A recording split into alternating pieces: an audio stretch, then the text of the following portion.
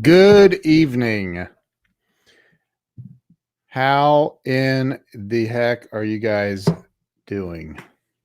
So I'm trying to get this pulled up on my phone, so bear with me here real quick. But I wanted to pop on and say a couple of things. First, I was talking to a client of mine today, and we were talking about conditioning. What's up, Brian Sharp? How's it going? Robert Kite, how in the world are you? We were talking about childhood conditioning. And, it got me to thinking. First off, for those of you that don't know who I am, I'm Ken Walls. Pam Aubrey, how are you? I am Ken Walls, and I am the founder and CEO of Client Solution Innovations. We are a website development company.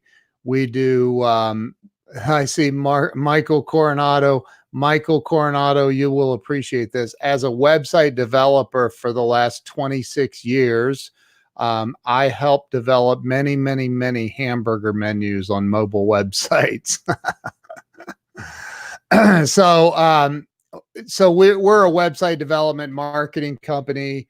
I'm also a consultant and a coach, and I work with a lot of amazing people. And today, the ball was set in motion for possibly what it appears to be the possibly the biggest opportunity of my entire life. And I mean, this could be like, and I mentioned it last night, it was set in motion today, and it's unbelievable. So, thinking about childhood conditioning, what is somebody fill in the blank? Children are to be seen and not blank. What is the word? What's up, Joe Ingram? So, children are to be seen and not what? Jorge, good to see you, bro. Good to see you, man. Thanks for hopping on. Hey, Sherry Hayes, how are you? Who else we got on here? There you go. Michael Coronado got it. Eric Swanson. Great hearing things about you from my. Oh, that's awesome, man. That is awesome. What's going on, Eric? Eric, I know your name, bro. I know your name. I'm actually going to be with Jen and Jeffrey next week. I talked to Jeffrey today and was literally just texting Jen about 20 minutes ago. So that's right. Seen and not heard is what we, a lot of people are conditioned to. We're taught as children that we're to be seen and not heard. And what's interesting is I work with a lot of people. I do a lot of social media coaching, and I talk about, look, live streaming is the number one way to get eyeballs on whatever it is you want to talk about, whatever it is, right? So no drama, serve others. That's right. So, the live streaming is the number one way to get eyeballs. Like, you get more people seeing your live streams than 10 posts by themselves, right? And I've worked with a lot of people and said, look, just you got to figure it out. You got to come up with a strategy, start going live, talking about your thing. I have a course that I've created. People are taking the course, and there's a lot of people taking the course that have taken the course that and people that I coach and I work with, that they're still not going live. And I think that after having this conversation with a client of mine today, I was like, I think Joe, you're awesome, dude. I love you, man. So I think that it goes back to that conditioning. I really do. I think it's that and the fear of obviously being judged, right? What if Eric Swanson comes on here and hates me, right? And then goes and tells everybody that he knows how much he hated my live stream. I hope he doesn't do that. but it's possible, right? It's possible. I had somebody this morning send me a message saying that they have a new rule or something. I forget how he put it. Basically, I have a new rule and you need to tell me why we should be friends on Facebook. And I'm like, bro, we've been friends for years. I didn't even say that. I just thought it. And then I thought, this is the dumbest message I've ever received from anyone on Facebook. And let me just handle this right now. And I just unfriended the dude. And that's it. Like, move on. I didn't like, that was it. I didn't even give it another thought, except for I thought, well, I take that back. I thought a couple of times, like, man, there is a big difference between being confident and being arrogant. And I'm like that's insane, man. Why would you? I don't even get that. Whatever happened to just being a nice person? Whatever happened to just, I don't know, maybe having a little bit of humility? What happened to that? I gotta tell you why like, dude, don't come at me like that. I'm unfriending you now. Like, I don't care. Like, honestly, your ego cares way more than mine does. So, like, but think about the conditioning that we all receive at a very young age, all of the programming. And I've talked about this. Many people have, right? There's a plethora of books and courses and videos about how we're conditioned from the moment we're brought into this world to believe the way that the people around us, the humans around us, want us to believe. Our parents, the teachers, the priests, the rabbis, the whatever it is, right? They want us to believe their way is the right way. And so, you know, we become conditioned. And I don't know why this has become a thing that it's cool to be arrogant. I don't like, I honestly was, maybe it was arrogant of me maybe I should have engaged and told him, well, dude, because I think you're awesome. And, you drive a really nice car and I look up to you and I respect everything you're doing. Like, dude, what are you fishing for, man? Like, I would never say that to somebody. I just don't get it. That doesn't make sense to me, but you know, what am I? I'm just another guy, but you know, I don't jump through hoops to be friends with people. I'm amazing all by myself. Tyler Wright, people do get butthurt over Facebook. It's crazy. Kick him to, I'm not, dude, I'm not second guessing myself. I promise you I'm not. So, like, you know, think about the conditioning that you've gone through in your life. And you know, we make mistakes along the way, and then that's another element of conditioning that hits us is, oh, well, you know, the last time I jumped out of that airplane and you know, the chute, I had to rely on the backup chute. I'm making this up as I go along, but you know, whatever. It's like, oh, I'm never doing that again. Like, I had to rely on the backup chute, or you know, so many other things in life that condition us, that make us think a certain way, behave a certain way, respond to things a certain way. And you know, what I try to do is step back and go, okay, is this real? Is it real? I do know a few people have reached the limit and eliminate inactive friends to make room for I've reached the limit. I'm at 5,000 friends all the time, and I go in and I have to sometimes, especially like when I spoke in Vegas, I went in and removed a bunch of people that I didn't even know who they were and never see them anywhere. And you know, but I mean, it does require engagement, right? In both ways. It requires engagement both ways. And sometimes when you have 5,000 friends, I was literally just talking to another friend of mine in Messenger, and I told her, I said, geez, you know, with 5,000 friends in the Facebook algorithm, you just don't see everyone. It's not possible. And so, you know, But sometimes I do go, oh, I haven't seen so and so, and I'll go look them up and look through their stuff and all of that. So again, this is more about the conditioning that we receive as a child. Most of us, like I said, children are to be seen and not blank, a bunch of people said heard. And that's true. That's how we're conditioned, is we're to be seen and not heard.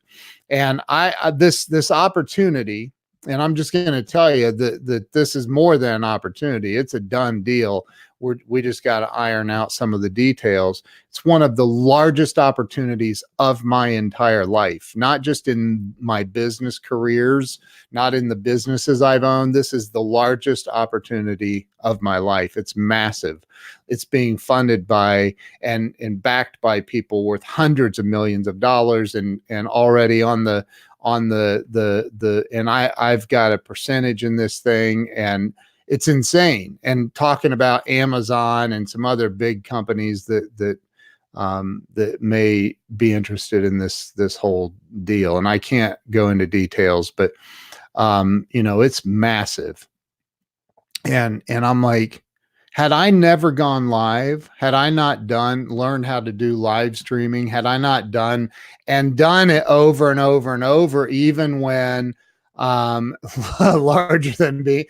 No, Joe, definitely not larger than being your friend. Heck no, nothing's bigger than that. But, had I continued listening to the conditioning that I've had my entire life, or as a child, of children are to be seen and not heard, and, money is the root of all evil, and all of the other stuff that we all go through. Had I believed all of that and continued believing that, I would not be in this position today. The only reason I'm in this position is, number one, I know what I'm doing when it comes to technology. And number two is live streaming, doing my show, interviewing other people. It's been the greatest gift in my entire business career by far. So anyway, I just wanted to come on and talk a little bit about that, because it kind of relates to what's happening right now for me in business, but it also relates to the conversation that I had today with a client of mine about childhood conditioning. Man, it's real. And I think most people are on autopilot, and they don't really think much about, why do I do the things I do? Like, why do I think the way I think? Why do I put limitations on myself, or allow other people to put limitations on me and believe them? Why? And there's reasons for that. And you've got to dig deep. And sometimes that takes a really, really hard look in the mirror, which I've done. And I know that we all do. I'm nothing special. I know that we all do. I think that, for me, the greatest thing that I ever did was, first off, getting sober 17 and a half years ago, was life-changing for me. But then along that journey of recovering from being a lunatic alcoholic, I had to go in, and because when you remove alcohol from an alcoholic, you still have all the ick that you have to deal with. Hey, Jim, how are you, man? Good to see you, man.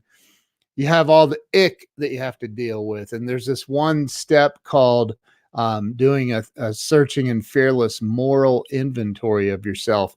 And I've done a bunch of those. And because, as you go on in life, you're peeling back layers of the onion as you go through life, and you recover, and you become a better person, and you grow. And so I've done many of those where I had to go, oh, wait a minute, that's right. I didn't even remember that I, screwed that up, or I, ticked off that person. And so you have to dig deep into yourself and go, what is it that, where did I go wrong? and how can I correct my course of action? And sometimes it's just minor little adjustments that you make, and then, you know, your life gets a little bit better.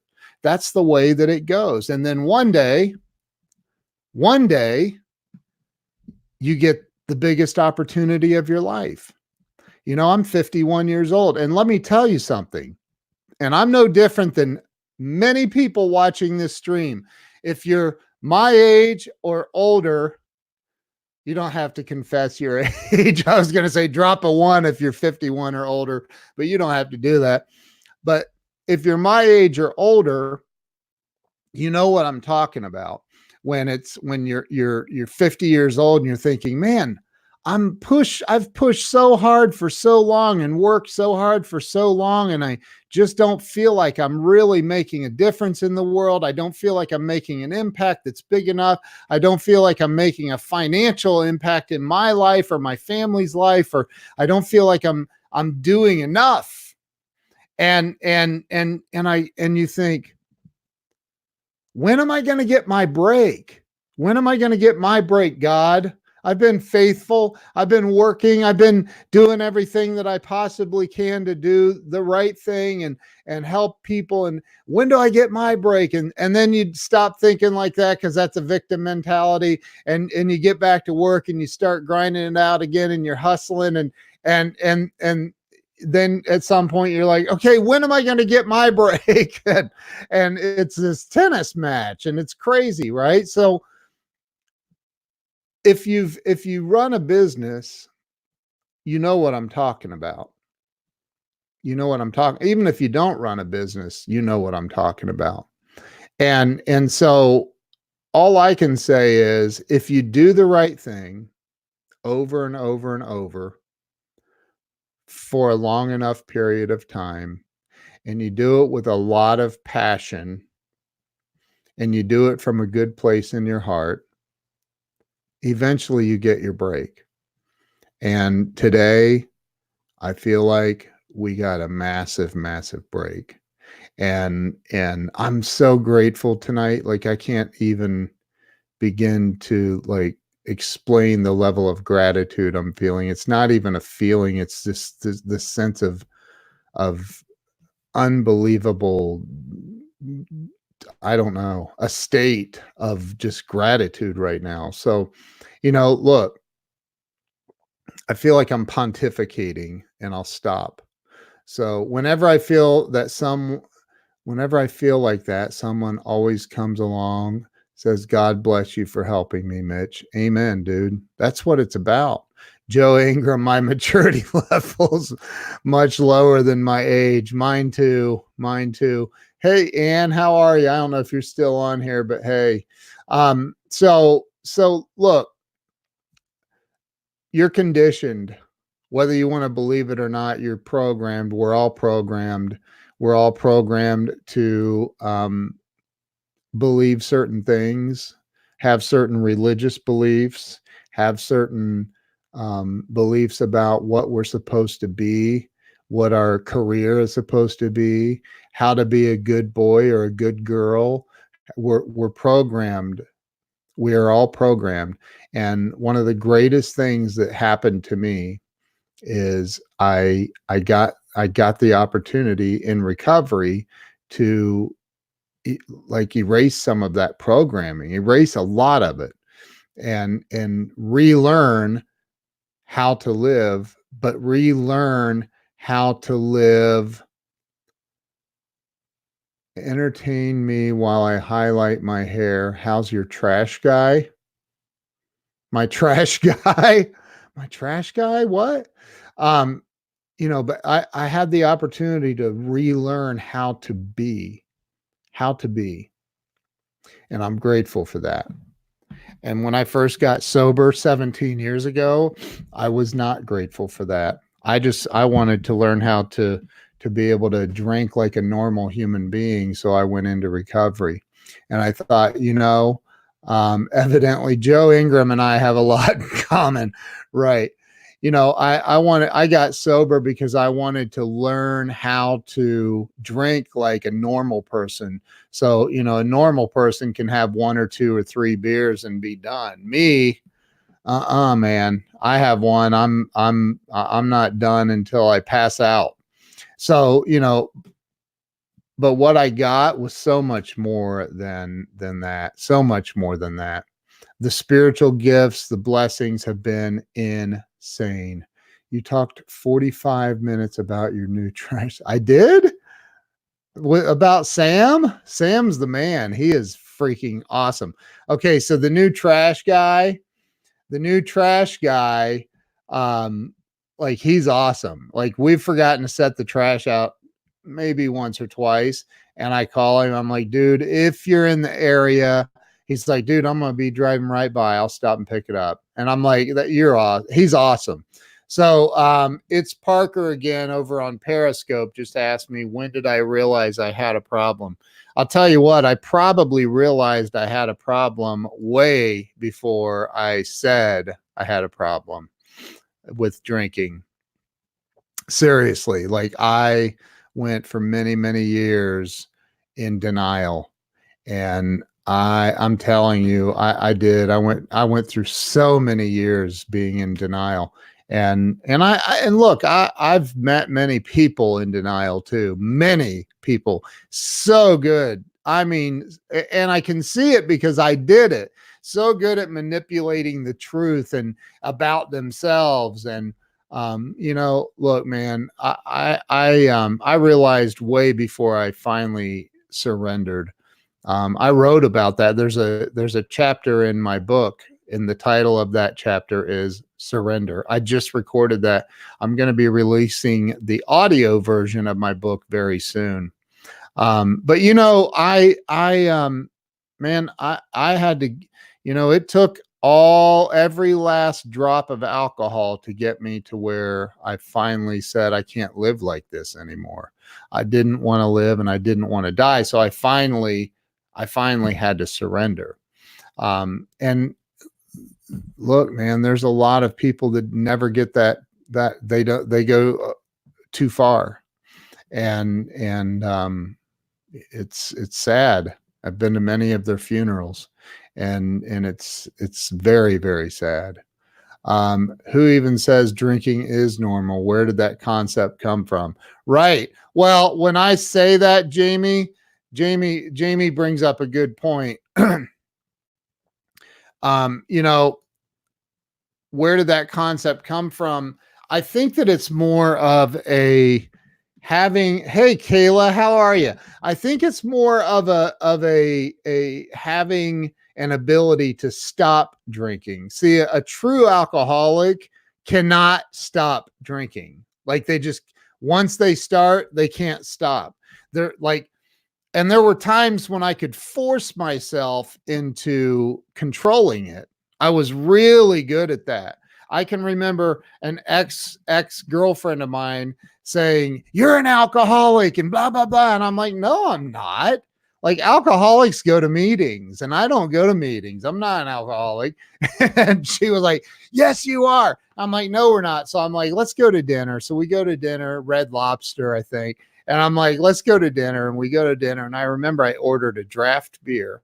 And there's Jim McCord. 16 best years of my life happened after admitting my alcoholism and stopped. Love you, brother. I love you too, Jim. Jim knows all about it.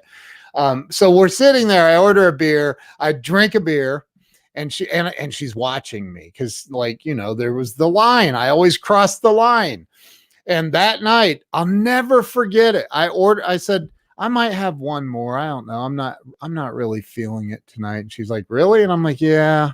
And we had just had this big argument about how much of an alcoholic I was. So I'm like, yeah, I'll order another one. And I did this intentionally. Okay. I ordered another beer and I sat there and I drank about half of it. And I was like, yeah, I'm just not feeling it. She's like, really? I go, yeah. Do you want the rest? She's like, no. And I go, okay, let's pay the bill and get out of here. And so I paid the bill. I'll never forget this. Okay. Just so you know. And I remember walking out and I remember thinking,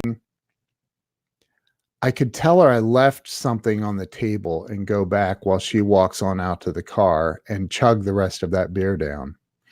And I didn't do that, but I can remember thinking that.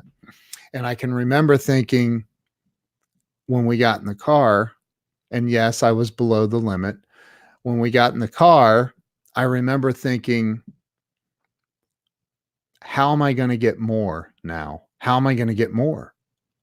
Do I have enough alcohol at home? How am I going to have to start an argument with her so we get into a big argument and I can just go, I've had enough of this. I'll be back, and go to the bar, because I've done that many thousands of times. I don't know about thousands, but many times, right? So again, I was falling to the conditioning of my disease of alcoholism or whatever.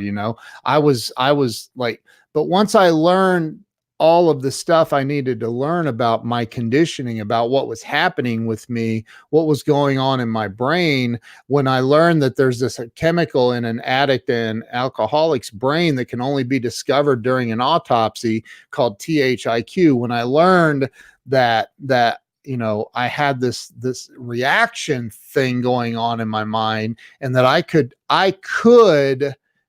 surrender, that gave me a power that I didn't know existed. And so I learned a lot about my conditioning, my childhood conditioning, and conditioning of other things in life. And I'm telling you, we all fall prey to that. We all fall prey to what's going on up here. And it comes from a whole lifetime of programming. So, just, man, stop being a victim of your own mind. Stop being a victim of your own life. And I mean that. And I'm not judging.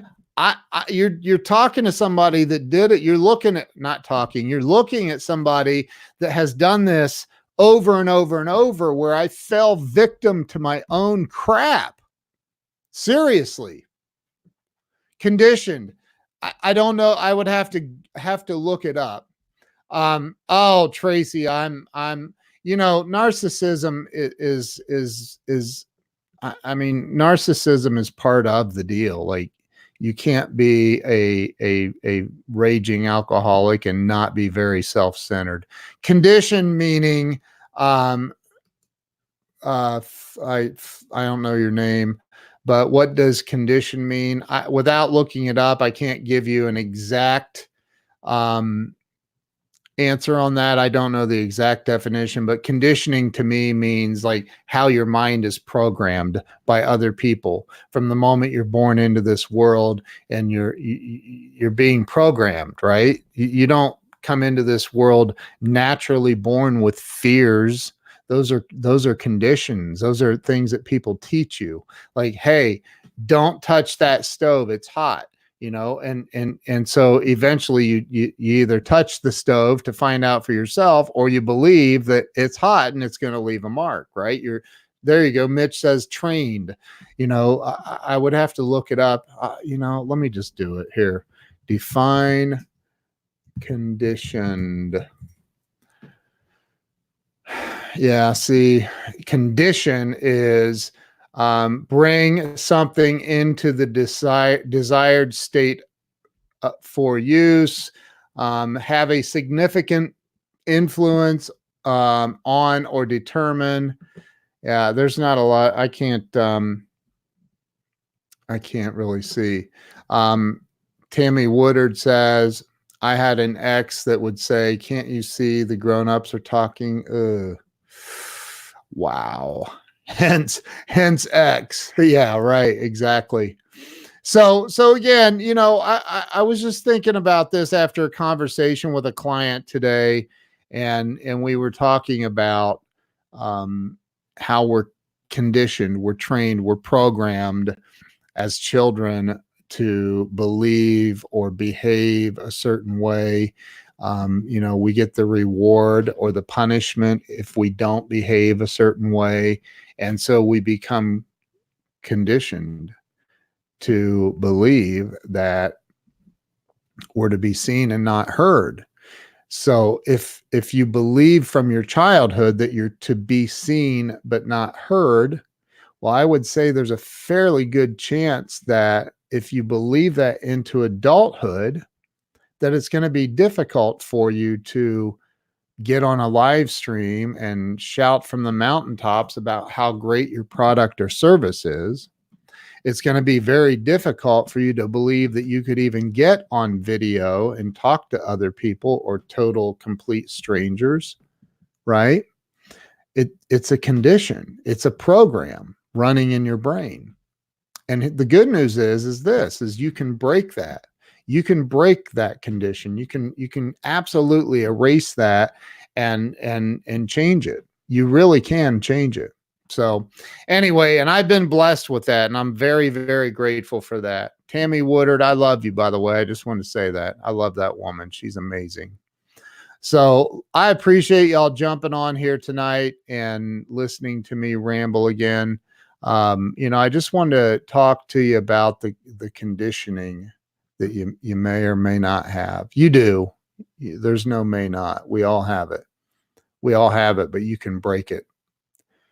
You can break it. I promise you can break it. I've done it. Conditioned by loss early in life as well. Nothing is reliable / secure in your world when that happens. That's right. That is absolutely the truth. And then you end up growing up, becoming an adult, not trusting anyone, believing that everyone's going to leave you. Like it's the truth. And that can happen to you as an adult. It can begin as an adult. And you believe that it's like, okay, like for example, you're in a relationship and with someone and they cheat on you. Maybe you take that experience and it becomes part of your personality. It becomes your personality. It becomes part of your entire being that, okay, I can't date anyone because they're going to cheat on me. That's just the way men are. That's the way women are. They're going to cheat on me. And so that becomes a condition. It becomes part of your program. And that's just not the truth about everyone, obviously. It'd be one screwed up world if it was the truth about everyone. It's the truth about a lot of people, but it's not the truth about everyone. So, or maybe, another example, some rich dude, ripped you off, didn't pay you for some work you did or something, right? So then what happens? Well, all rich people are evil. And that definitely isn't the case. I can promise you that. I know a lot of very wealthy people, and they're the most giving, caring, loving people I've ever known in my life. It's hard to give to other people when you don't have nothing to give. Hopefully you agree with that. But, again, and if you don't agree, well, that's just your conditioning. That's not mine. That's yours. So, and like Robert says, 90%, I've heard people say we live 95% of everything we do is on a subconscious or an unconscious level, from my eyes blinking to my breath, to my heart beating, to everything going on is 95% of everything we are doing is unconscious. It's happening on a subconscious level. Me scratching my nose, everything, the way that I talk, the way that I speak, the way that I do anything is happening subconsciously. And that is all, regardless whether I'm doing it right or I'm doing it wrong, it's because of the programming in my subconscious mind. And you can change your programming. That's the best part of the entire message is you can change no matter where you are. Well, Ken, I'm always broke. I understand. Trust me, been there a million times. I bought that t-shirt and wore it out. How do I change that? You've got to change what's going on in here. Once you change what's going on in your head, you can change everything in your life. I promise you, you can. I've done it. I've done it on many, many levels of a variety of things. So listen, I appreciate all of you. I was trying to get off here earlier, about 5 minutes ago, so I'm going to bounce now. But, I appreciate you guys jumping on here, and anyone that shared this out, thank you. I appreciate that. Listening to you beats the hell out of the live impeachment hearings.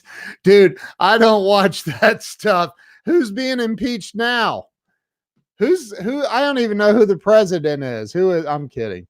I don't watch all that. I never, ever, ever turn the TV on, man. I just don't. I can't handle it. I cannot handle it, man. The negativity that comes out of the press, and I don't care if you're a liberal or you're a conservative. I don't care what you are. I've blocked people on my stream for getting into political arguments. I've literally blocked them from being friends. And it's like, because I don't need that negativity.